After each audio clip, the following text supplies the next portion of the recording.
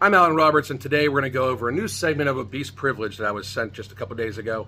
But before we get to that, if you are having a hard time with your relationship with food, if you find yourself eating too much, not being able to control yourself, if you find yourself having poor lifestyle habits, my wife and myself run a coaching program. It's called Damn Coaching. You can get it in the description box below, or you can go to damncollective.com.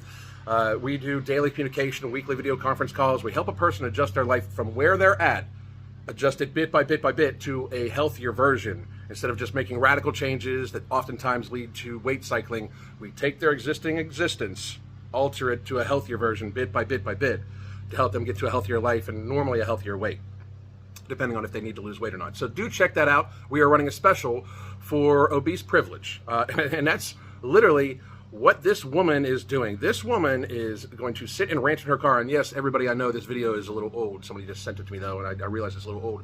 But I just wanted to go over how privileged this woman sounds. Let's go.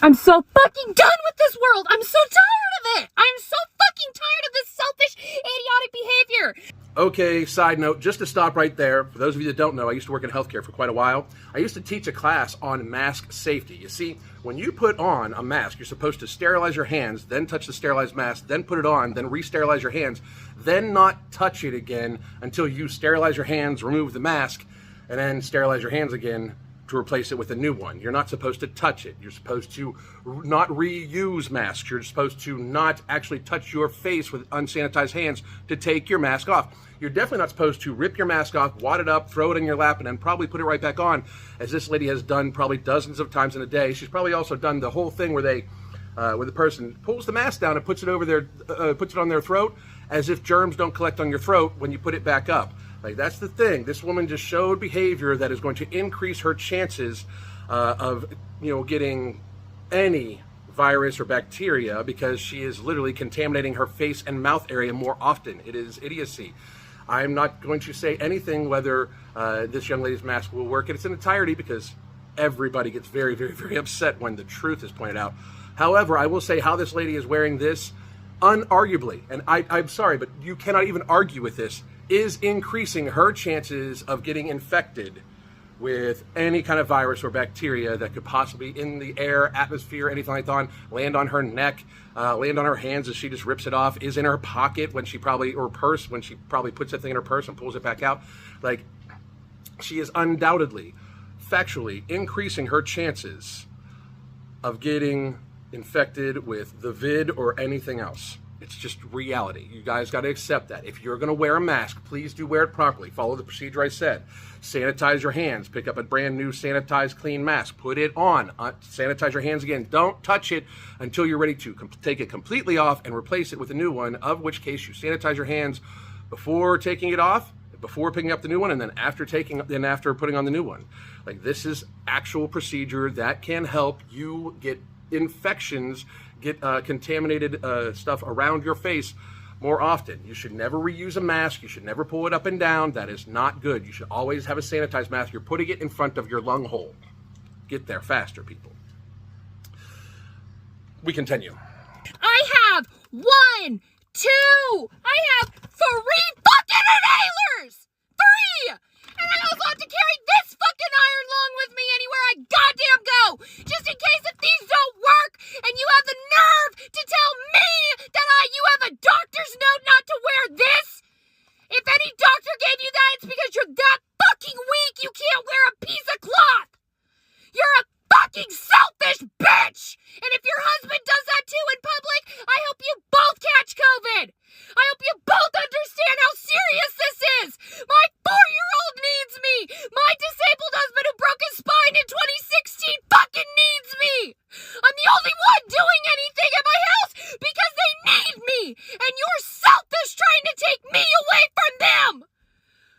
Now, before we get to anything else, I want to say that I feel for this lady's plight. I do feel for the fact that she's taking care of somebody that broke his back, and I do feel that for this lady's plight, the stress she has about being as immunocompromised as she has made herself, and having to take care of herself and children and everything like that. I understand the world can be very, very scary, but as a news flash for this woman and anybody else, anybody that needs 3 inhalers to walk around has to walk around with a breathing machine just in case the inhalers don't work, and have all sorts of other problems, plus the systemic chronic inflammatory state she's in due to her obesity, which is just a factual thing too.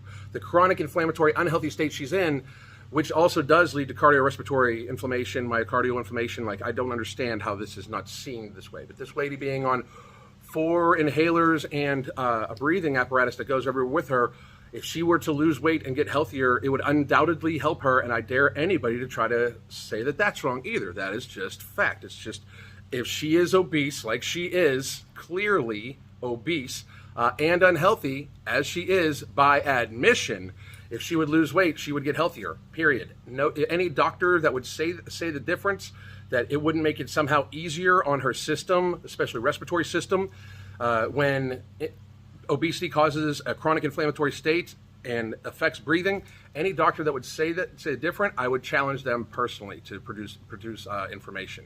And that's not me being a doctor or claiming to be a doctor. I'm just stating fact that you can't possibly say that somebody that is obese, therefore in a chronic inflammatory state, reducing that down will help their breathing if they have other breathing issues such as asthma and stuff like that. Just look it up. It's actual knowledge. Just go look it up. Anyway. But I'd also like to point out the massive amount of privilege. This woman calling other people too weak to wear a mask when she is too weak to be in the environment without other people trying to do something to protect her health.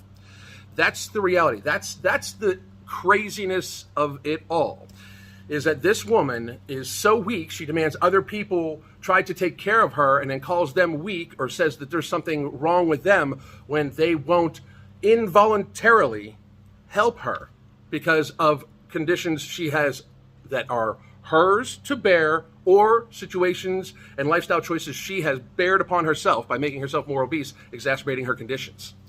This is the reality, people. Like, no kidding. If you are young and healthy and you supplement vitamin D and zinc and everything like that, you should want, and this is going to be super controversial, but you should want your natural immune system exposed to everything in the environment it possibly can be to help keep a robust immune system, along with the proper food, weight, exercise, vitamin supplementation for vitamin D and other things that we don't get enough of naturally due to our inherent lifestyle. If you do not want, as a young, healthy person, your immune system exposed to the environment so it can continue to get stronger and do what you want it to do, coupled with a healthy lifestyle, you should actually check yourself. You should really understand what's going on around you, because I personally think that everybody should choose the healthiest version.